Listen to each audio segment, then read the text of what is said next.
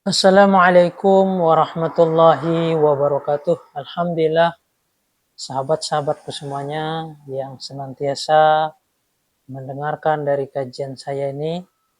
Saat ini kita akan melanjutkan dari kajian mengenal tentang hukum-hukum syariat yang tentunya kita memaham dari dasar-dasar yang mudah, dari perkara yang mudah dan berlanjut hingga tahap-tahap berikutnya. Adapun saat ini kita masih di dalam bab mengenal dari rukun Islam. Yang kemarin kita sudah mendengarkan bahwa ada berapa rukun Islam dan pembagian-pembagian dari rukun tersebut. Dan saat ini kita akan membahas dari rukun-rukun tersebut dari satu persatu, dari kalimat yang pertama yaitu mengenal dari makna la ilaha illallah Muhammadur Rasulullah.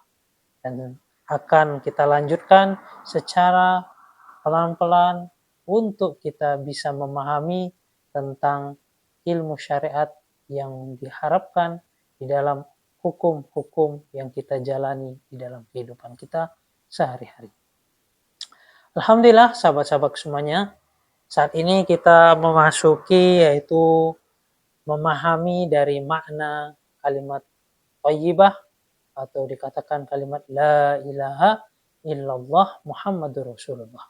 Sebelum kita memulai, seperti biasanya kita senantiasa berharap kepada Allah Subhanahu wa taala untuk limpahan keberkahan, kebaikan-kebaikan yang begitu banyak melalui dari surat Al-Fatihah.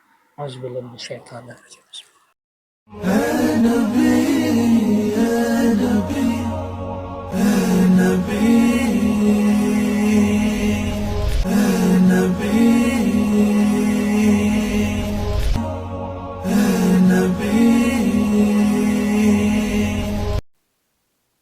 Alhamdulillah sahabat-sahabat semuanya, saat ini kita akan memasuki dari mengenal makna kalimat thayyibah yaitu la ilaha illallah Muhammadur Rasulullah.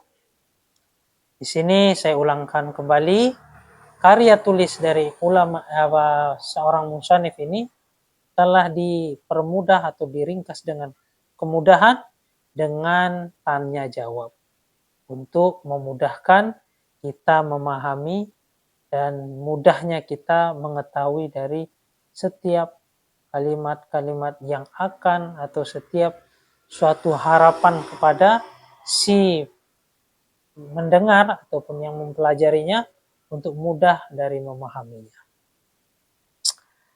Ma ma'nau asyhadu an la ilaha illallah? Ini soalnya, apa makna dari kalimat thayyibah atau kalimat la ilaha illallah?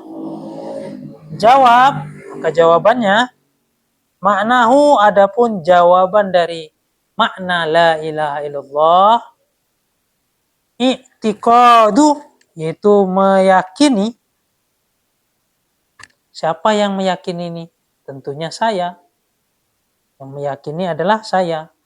Annallaha, sesungguhnya Allah,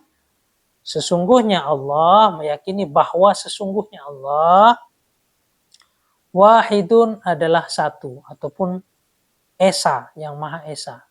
Allah ini satu, Allah ini maha esa, tidak ada yang bisa menyerupai dari zatnya Allah Subhanahu wa taala. Jika kita memahami Allah Subhanahu wa taala itu tidak esa atau satu, itu namanya mensekutukan Allah.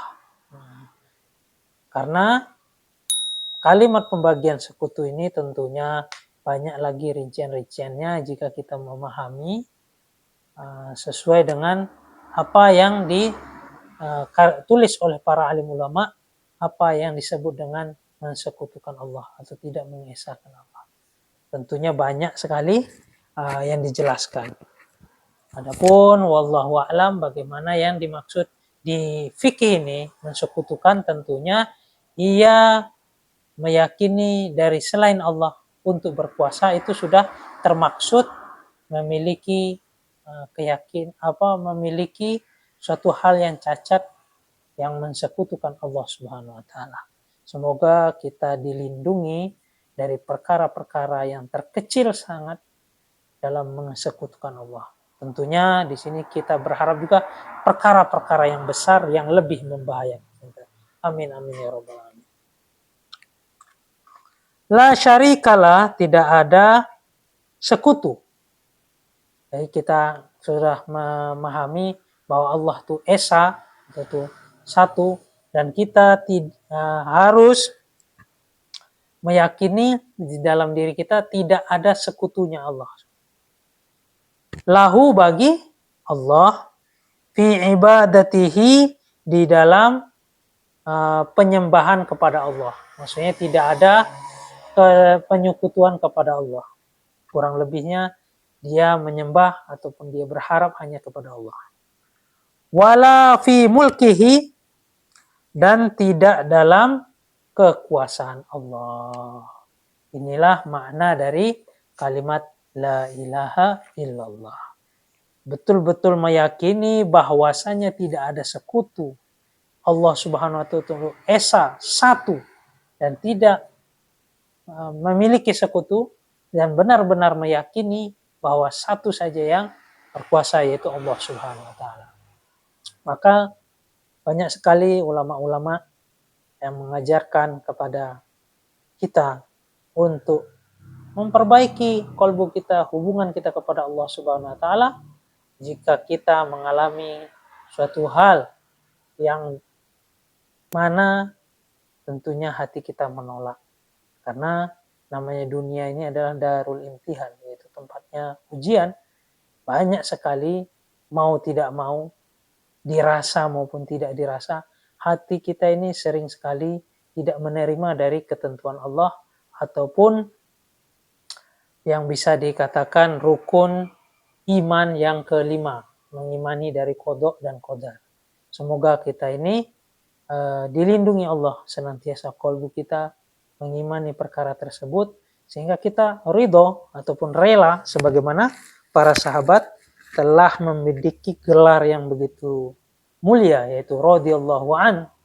Mereka ridho atas keputusan Allah, dan Allah pun ridho karena mereka betul-betul memahami suatu hal apapun itu dari Allah, dan itu yang terindah. Dan dari makna kalimat la ilaha illallah kita bisa memetik pelajaran begitu dalam dari tidak mensekutukannya ataupun menyatakan Allah itu esa.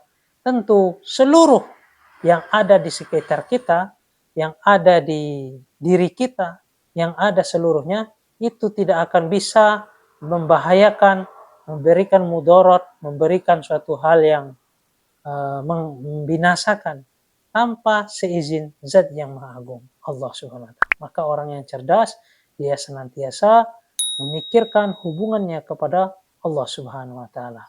Semoga kita diberikan taufik oleh Allah Subhanahu wa taala yang mendengarkan kajian ini dimudahkan untuk memperbaiki kolbunya sehingga memiliki keimanan yang mantap kepada kalimat tauhid yang pertama, yaitu la ilaha illallah Muhammadur Rasulullah, yang mana dengan hal ini bisa memperbaiki dari pola hatinya menjadi hati yang salim atau hati yang tenang, hati yang selamat. Semoga apa yang saya jelaskan ini bisa memberikan suatu manfaat yang begitu mendalam terhadap kita semua. Amin amin ya rabbal alamin. Alhamdulillah, saat ini kita melanjutkan dari Muhammadur Rasulullah. Makna dari Muhammad adalah utusan Allah. Tadi kita sudah memahami dari kalimat la ilaha illallah apa yang dimaksud, makna dari kalimat la ilaha illallah tersebut, dan tentunya di situ kita jabarkan seluas-luasnya, maka waktu kita tidak sedikit. Namun garis besarnya bahwasanya tidaklah menyekutukan Allah dengan suatu apapun, dan meyakini bahwa diri saya, lingkungan dan lainnya tidak akan bisa memberi mudarat, tidak bisa memberi manfaat tanpa seizin Allah Subhanahu wa taala. Maka bagi orang yang cerdas tentunya tidak ada dia memikirkan melainkan hubungannya kepada Allah Subhanahu wa taala yang lebih diutamakan. Ketika dia mengutamakan dari Allah Subhanahu wa taala, tentu Allah akan berikan taufik kepada qalbunya, yaitu qalbunya yang salim, hati yang selamat, sehingga bisa menunaikan seluruh di dalam kehidupan ini legowo ataupun menerima dari ketentuan yang telah Allah Subhanahu wa taala telah tentukan kepada dirinya. Semoga kita mendapatkan keyakinan yang demikian mendalam yang dipahami oleh para sahabat radhiyallahu an dan para santri-santrinya selanjutnya. Wallahu a'lam. Kita saat ini memasuki dari mengenal dari makna Muhammadur Rasulullah. Soal ma makna asyhadu anna Muhammadur Rasulullah. Apa yang dimaksud makna dari Muhammadur Rasulullah. Makna dari kalimat asyhadu anna Muhammadur Rasulullah. Maknahu akan tetapi itu maknanya yaitu makna dari Muhammadur Rasul asyhadu anna Muhammadur Rasulullah i'taqilu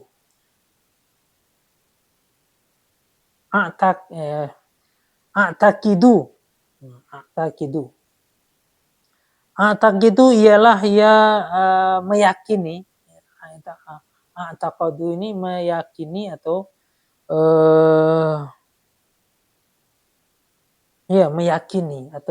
meyakini.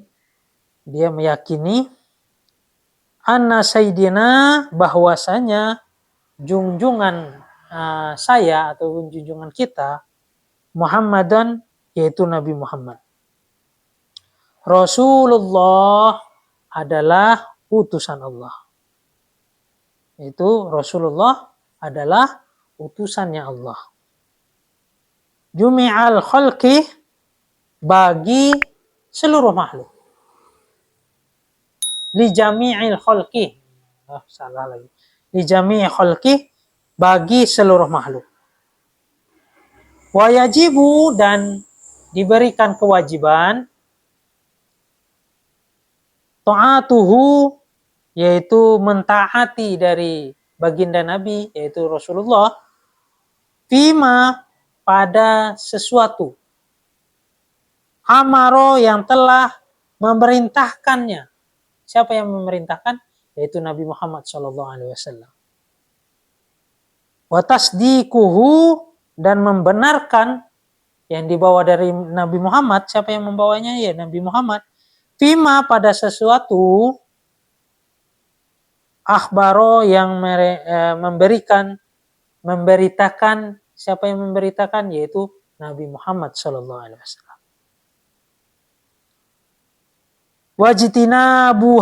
Wajtinabuma dan menjauhi sesuatu. Naha yang melarang. Siapa yang melarang? Nabi Muhammad SAW. Anhu dari perkara, dari sesuatu itu yang dilarang dari sesuatu itu wazajaro dan mencegah. Siapa yang mencegah? Yaitu Nabi Muhammad. Jadi dia harus meyakini sepenuhnya bahwasanya apa yang dibawa oleh Nabi Muhammad itu adalah suatu berita yang benar dan dia yakini, dan apa yang dilarang, apa yang dicegah tentunya dia berusaha mencegah dan melarang dirinya mengikuti dari aturan yang Allah Subhanahu wa taala berikan kepada baginda Nabi Muhammad sallallahu alaihi wasallam. Di sini banyak sekali keutamaan yang bisa kita petik bahwasanya kita tidak ada cara melainkan untuk mendapatkan keridhaan Allah ataupun menjadi manusia yang betul-betul mendapat ridho dari Allah sebagaimana para sahabat tidak ada lain, dia harus seperti asyhadu anna Muhammadur Rasulullah, bersaksi tiada bahwasanya Nabi Muhammad adalah utusan Allah dan melihat dari seluruh kehidupan Rasulullah SAW, dari cara-cara Rasulullah yang dilarang maupun yang dijauhi, melihat dari Rasulullah tentu alangkah dia diberikan taufik yang luar biasa kalau bisa meniru Rasulullah, maka dia layak sebagaimana para sahabat mendapatkan kelayakan.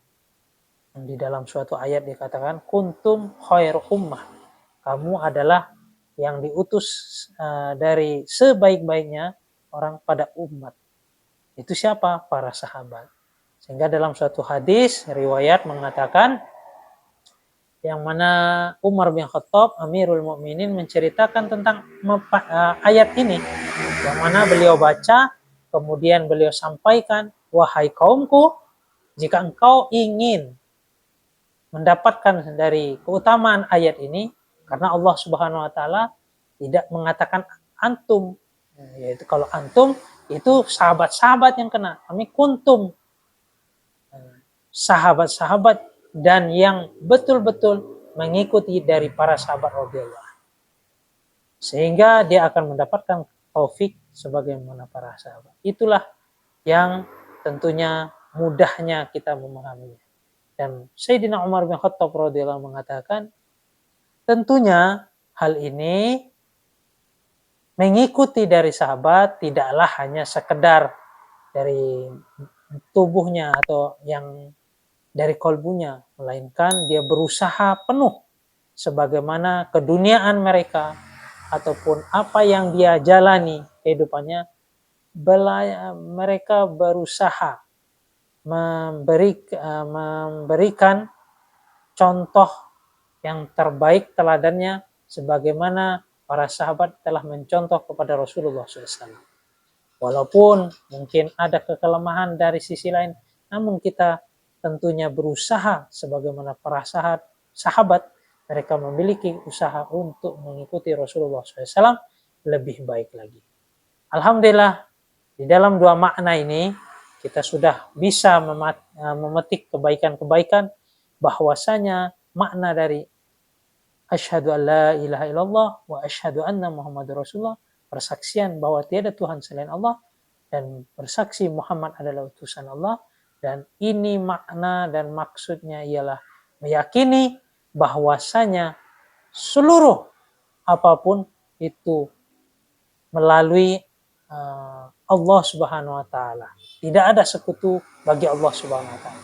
Dan Allah telah memberikan untuk juru selamatnya ataupun untuk bisa ia selamat dari kehidupan yang penuh dengan fitnah dan fana ini, tidak ada lain melainkan mengikuti Rasulullah sallallahu alaihi wasallam. Sebagaimana para sahabat telah sukses di dalam mengikutinya atau mengikuti dari Rasulullah SAW, mereka telah disebut di dalam suatu ayat Al-Quran, kuntum khair ummatin ukhrijat linnas. Namun itu tidak tertutup untuk sahabat saja, kita pun bisa mendapatkan dan memilikinya jika kita betul-betul menoleh atau melihat dari kehidupan para sahabat dan berusaha meletakkan kehidupan kita sebagaimana para sahabat melihat dengan cara ilmu yang dibawa oleh Rasulullah SAW. Kurang lebihnya saya mohon maaf. Jika kalian merasa video ini bermanfaat, silahkan di-share sebanyak-banyaknya ke teman-teman dan lainnya. Dan jangan lupa tekan subscribe, karena berhubung subscribe itu masih gratis. Dan semoga yang mendengarkan ini Allah mudahkan di dalam segala urusannya dan mudah untuk berjalan sebagaimana para sahabat mengikuti Rasulullah SAW. Kurang lebihnya saya mohon maaf, saya undur diri. Wabillahi taufiq wal hidayah. Assalamualaikum warahmatullahi wabarakatuh.